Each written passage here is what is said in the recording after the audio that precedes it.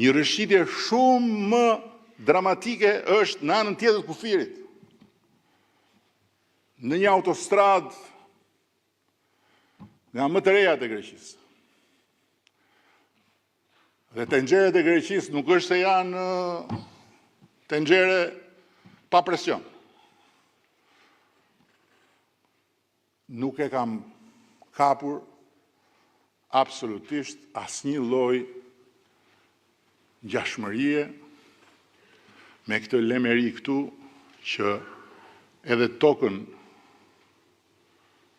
e lëviz korrupsioni. Ndërkohë që në ata aks po bëhet një nga veprat më të mëdha të infrastrukturës, e cila do të jetë një tjetër krenari e kësaj qeverie. Ju kujtohet rëshqitja e rrugës Korçërsek. Brenda fatit u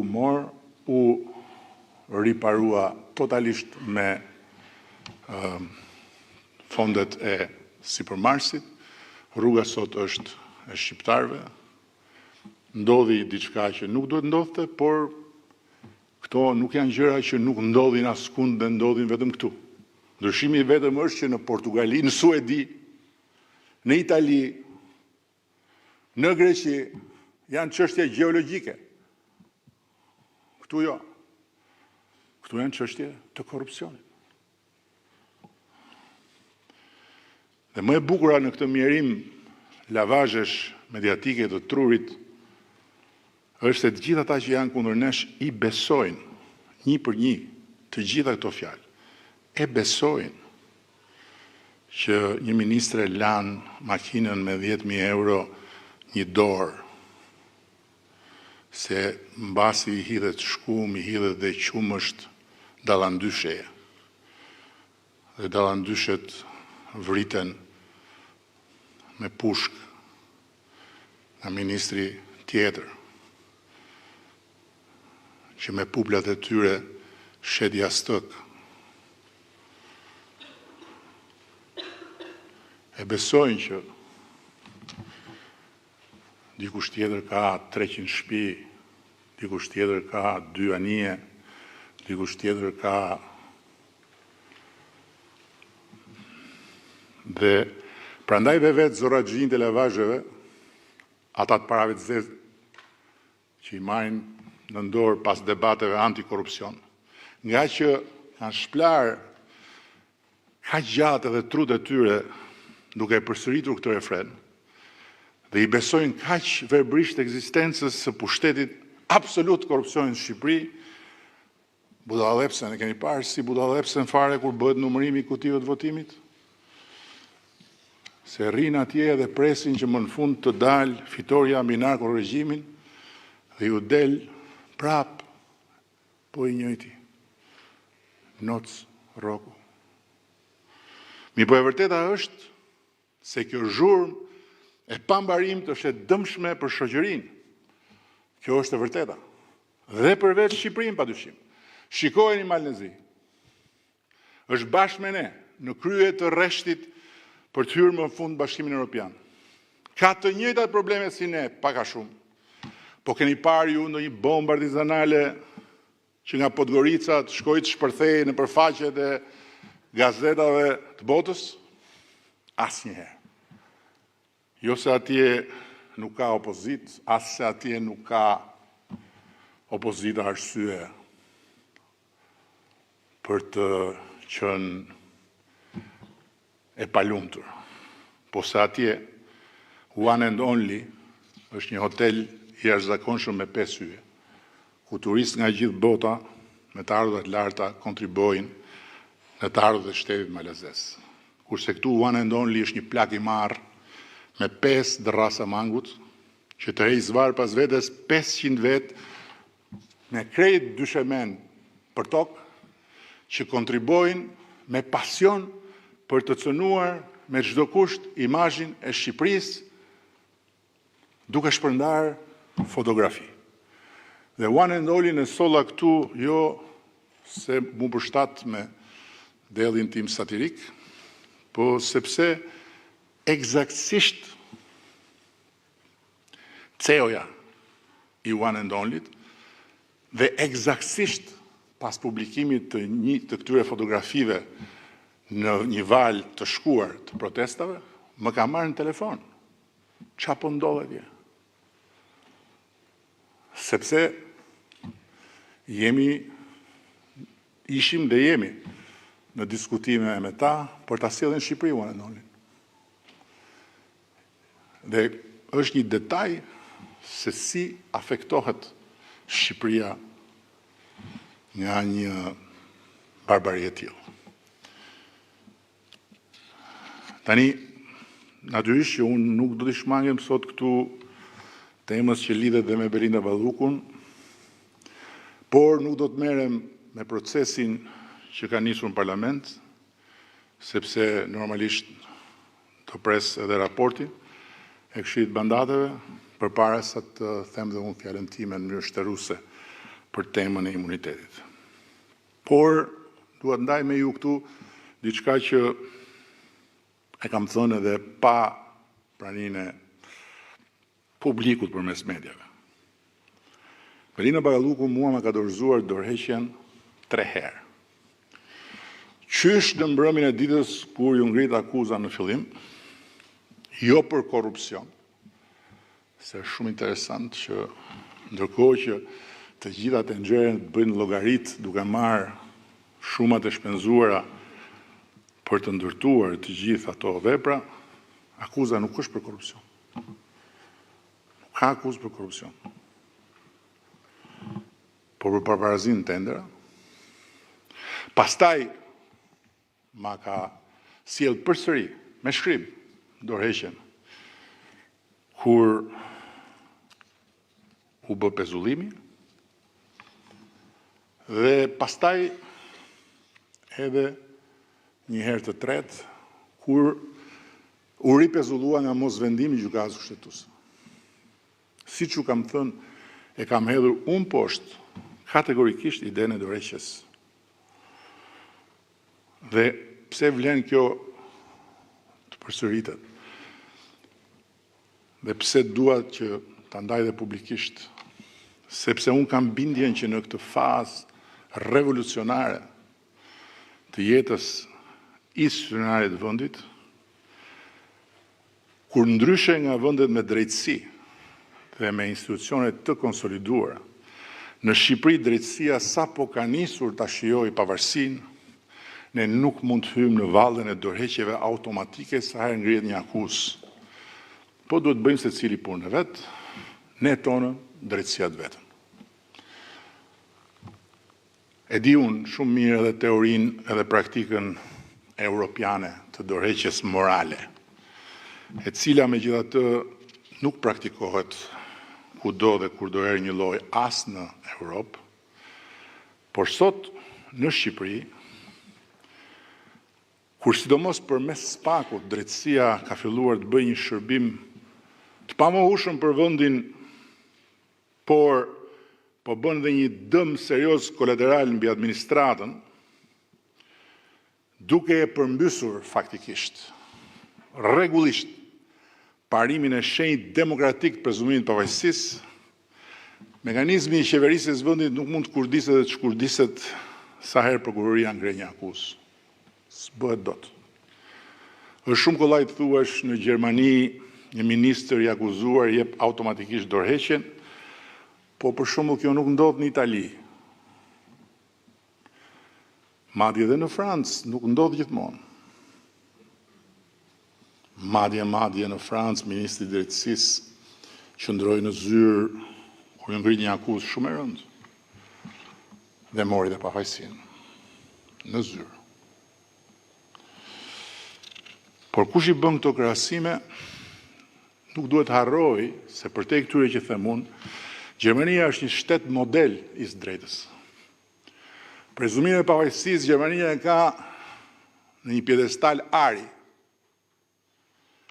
Nuk imagjinohen dot në Gjermani tezgat, lavazhet dhe tenxheret e pazarit politik dhe mediatik, të mbushura me materiale të nxjerra vjedhurazi, me bekimin e prokurorëve nga dosjet dimore.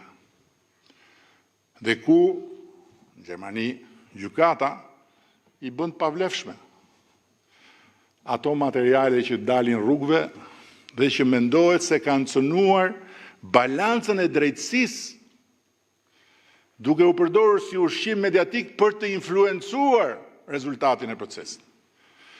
Jo vetëm kaq, po në Gjermani dhe në tjera vende europiane drejtësia nuk merret me gërmime në të kaluarën e ministrive dhe të agjensive, sepse nuk e ka fituar pavarësinë para 10 vjetësh. Dhe nuk e ka filluar punën prokuroria e pavarur para 5 vjetësh. Po prej shekujsh, prezumimi i pavajsisë në Gjermani është në pjedestalin e artë nga ku se ka zbritur askush. Pa llogaritur kohrat e tmerrshme që ka kaluar Gjermania në një fazë të historisë vet. Kështu që atje nuk ka dyshime të natyrës historike mbi korrupsionin për të qëmtuar në për arkivat e dikastereve të qeverisë. Siç ndodh këtu, ku siç e thash, mbi 85% e çështjeve i takojnë mandatit ton të parë dhe dytë.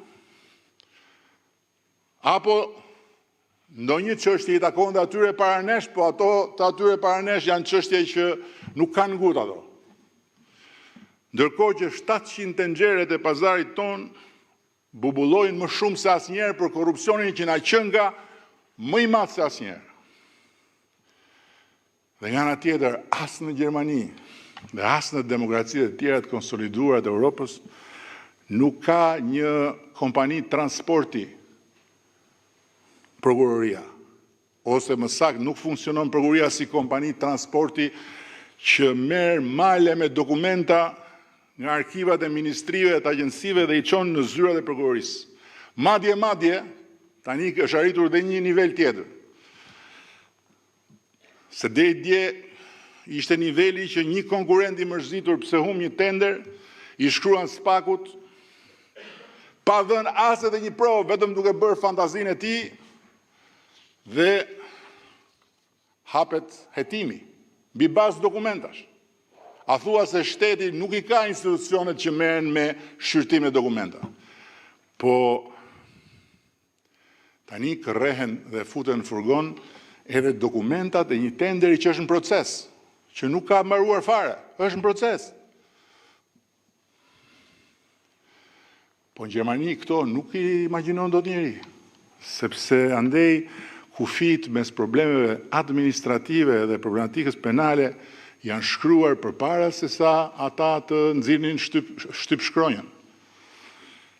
Jo si në Shqipërinë e kësaj faze të re historike në drejtësi, kur drejtësia e pavarur duhet të rritet duke mësuar. Po, duke mësuar në kurriz të lirive dhe drejtave të njerëzve. Duke mësuar edhe deri në dhunim të administratës apo të sipërmarrjes. Se është kollaj të marrësh të pandehur një tufë sipërmarrësish edhe ti linçosh publikisht. Po ata sipërmarrësit kanë kredi nëpër banka, ata sipërmarrësit kanë plane zhvillimi, ata kanë mira njerëz për të shyer dhe kur ju del emri ashtu bankat ju thon stop, shkoni sqaroni një herë, pastaj hajdeni prap. Ndërkohë që prezumimi i pafajësisë do të ishte i mjaftueshëm që dhe ata sipërmarrësit dhe ata punonjësit administratës të hetoheshin në gjendje të lirë, pa u linçuar publikisht, duke ju dhënë të gjithë respektin që meritojnë si qytetarë të Republikës së Shqipërisë dhe madje duke pasur shumë mirë parasysh që mund të jenë pafajshëm.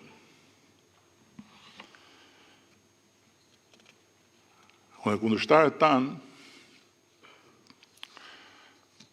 s'kanë arsye ta kujtojnë përkundrazi, por ne s'duhet ta harrojmë për asnjë çast se ne jemi këtu për të çuar punët e shumta përpara pa e ullur, po duke rritur ritmin.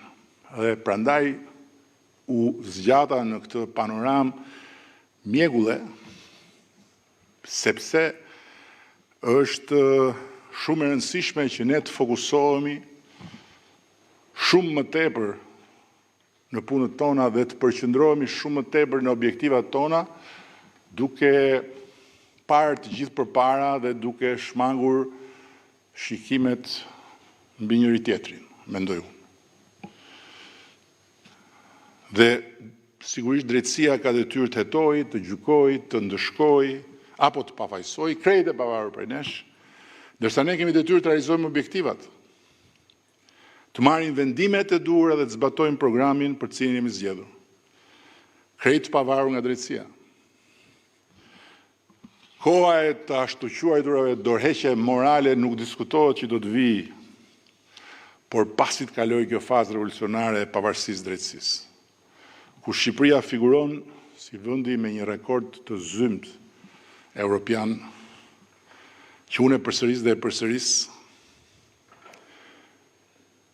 dhe sfundmi u fut edhe në Guinness, si vendi unikal i botës, i planetit, i historisë botës, ku një gjykatës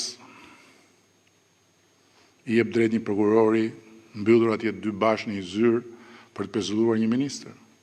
Apo ku një gjykatës apeli i jep drejt vetes që t'ja kërcasi kokës 2 fish dënimin atij që shkon ankohet në apel për të marrë një dënim më të lehtë. Këto janë rekorde për Guinness, këto nuk kanë ndodhur ndonjëherë. Tani, për ta mbyllur, se nuk rrit dot pa e sjell këtu edhe një fakt tjetër. Në një bisedë para jo shumë ditësh me disa nga shokët e grupit, s'kishte as një shoqe, çuditërisht, më tha trosh se unë duhet ndjehem përgjegjës për reformën drejtësi. Cop. Natyrisht jo vetëm unë, se ka dhe një tjetër këtu që duhet të jetë përgjegjës. Por aty më tha mua cop. Sepse jam unë fajtori kryesor që kjo reform ka prodhuar këto efektet e dëmshme anësore. Jam i bindur që jo vetëm ata, po duhet të ketë plot këtu që mendojnë njësoj si ata, dhe që edhe si disa ish mbështetës të flak të reformës në drejtësi në mexhelisi mediatik, i përmbledhin të gjitha këto në një fjalë që unë as e kam thënë dhe as do ta them ndonjëherë, dështim. Tani unë e mirë kuptoj zhgënjimin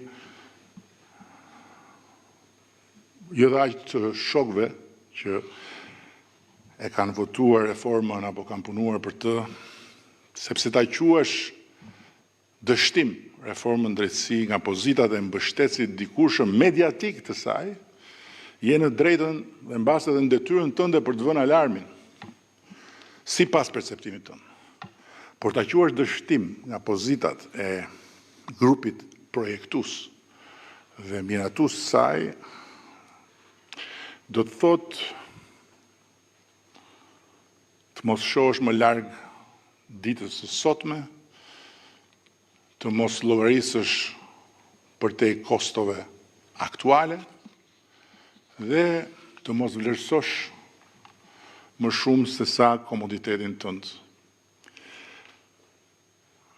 Ndërkohë që unë kam qenë dhe mbetem kokfort në mbrojtjen e bindjeve të mia, jam gjithnjë më pak rezistent ndaj mundësisë që ta kem gabim. Por jam interesuar të kuptoj kur kam gabuar, ku kam gabuar, që do thotë se kam problem të pranoj gabime. Kjo është provë e sigurt që nuk jam më i ri. Por sinqerisht jo vetëm që nuk e gjej asnjë arsye strategjike për ta pranuar opinionin se reforma drejtësi ka dështuar,